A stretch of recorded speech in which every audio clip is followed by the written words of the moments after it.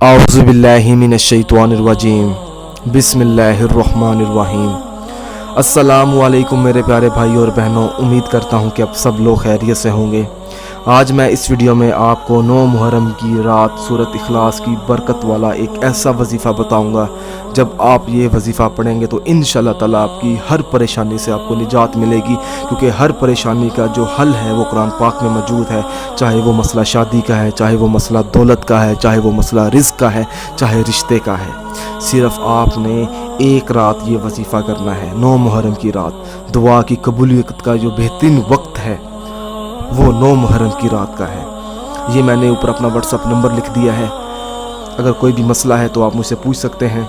वजीफ़ा बताने से पहले मेरी आप लोगों से एक छोटी सी गुजारिश होगी कि मेरे channel Zoya life health care को सब्सक्राइब करने के बाद बेल आइकन को ज़रूर दबाएं, ताकि मेरे आगे आने वाले अमल और वज़ाइफ आप लोगों तक आसानी से पहुंच सकें। अब चलते हैं इस अमल की तरफ। आपने ये मुकम्मल आपने ये सुनना है, ठीक है? बहुत ही बेहतरीन अमल है।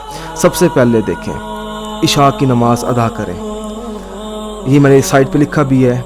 अमल करते वक्त जो मतलूबा मकसद है, जिस परेशानी के लिए आप ये वजीफ़ा करना चाहते हैं, वो आपने अपने मतलूबा मकसद जो है अपने जहन में रखना है।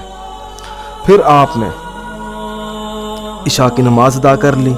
एक बार आपने बिस्मिल्लाहिर्रहमानिर्रहीम मुकम्मल पढ़ ली। फिर आपने 41 बार सूरत फलक का विर्द करना है। उसके बाद आपने 999 बार सूरत इखलास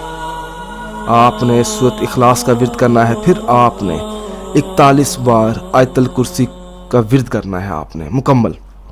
फिर आपने 7 बार दुरूद पाक पढ़नी है। फिर आपका जो भी मसला है, आप शादी के लिए ये वजीफ़ा पढ़ रहे हैं, दौलत के लिए कर रहे हैं, रिज़्क़ के लिए कर रहे हैं, चाहे रिश्ते के लिए कर रहे हैं, आपने दुआ मांगनी है। इस अमल की मदद से ये जो चारों मसले हैं, अगर घर में रिज़्क़ नहीं है तो घर में रिज़्क़ आना शुरू हो जाएगा, रिश्ता नहीं मिलता तो रिश्ता भी मिल जाएगा, दौलत में बरकत नहीं है तो इंशाअल्लाह ताला इस अमल की मदद से अल्लाह पाक आपकी दौलत में बरकत भी डाल देंगे।